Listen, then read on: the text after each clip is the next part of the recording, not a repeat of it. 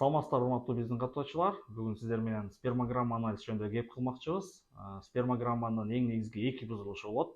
Сперматозоиддер бар же жок. Жок болгон учурда анын өзүнүн себептери болот. Бүгүнкү күндө биз ошо бар болуп, сперматозоид начар болуп калган учур жөнүндө көбүрөөк токтолмокчубуз. Буга көптөн көп себептери болот. Биринчиден бул гормоналдык жактан бузулушулар. Мисалы ошол эле эркектерде тестостерон деген гормон уруктуктун түздөн түз качествосуна жооп берет. Эгерде тестостерон аябай ылдый болуп кетсе, уруктук начар болот. Ошо менен чогуу эркек кишилерде дагы аял кишилерде боло турчу эстрадиол, фолликулостимулирующий гормон, лютеинизирующий гормон деген гормондор да көтөрүлүп кете турган болсо, уруктуктун качествосу абдан ылдыйлап кетет. Ошондуктан гормоналдык жактан аябай изилдөө жүргүзүп, анализдер аркылуу такталган болсо, жетишпеген гормонун толуктап, ашып кеткен гормонун ылдыйлатуу зарыл. Бул учурда сперматозоиддор өзү акырын калыбына келет.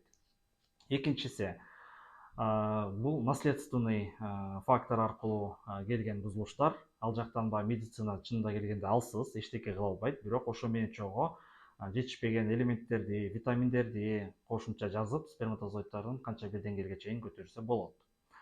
Жакшылап сперматозоиддорду көтөрүш үчүн негизи эркек кишилердин өзүнөн көп нерсе зависит. Анткени деген убагында жатып уктабаса, бир суткада бери дегенде 7-8 саат уктабаса, себеби дегенде тестостерон деген гормон адам баласы уктап атканда гана бөлүнүп чыгат, а если уктабаса, тестостерон өзүнөн өзү ылдыйлай баштайт. Тамактануу туура болуш керек, убагында ичиш керек. Анан өзгөчө сперматозоиддорго өтө пайдалуу бул жер жемиштер. Ошол жер жемиштерде свежий продуктыларда цинк, В комплекс витамины, А комплекс витамины, L-карнитин, L-аргинин деген элементтер жетишпегенде сперматозоиддор өтө начарлай түшөт. Буларды биз көбүнчө жер жаңгак ошолордон табабыз. Банан, именно свежий продуктылар керек болот. Андан тышкары адам баласы эркектер өзгөчө физкультурага маани бериш керек. Физкультура болбосо, баягы урологический органдар дагы өзүнүн милдетин так аткарбайт.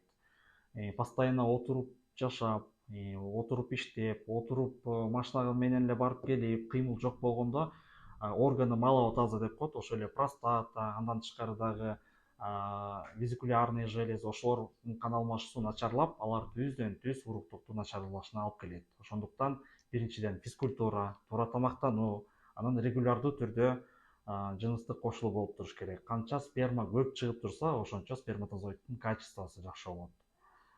Ошондуктан сиздерде ошондой бир үйлөнүү же бир мындай үйлө куруу максатында мындай алдын алып көрүнүп текшерем десеңиздер, бизде толук шарттар бар. Анализдериңиз болсо колуңузга алып келсеңиздер болот, болбосо направлениясын жазып беребиз, тапшыртып, текшерип, керектүү дарыларын жазып, керектүү обследованияларды өткөрүп, жардам бергенге аракет кылабыз.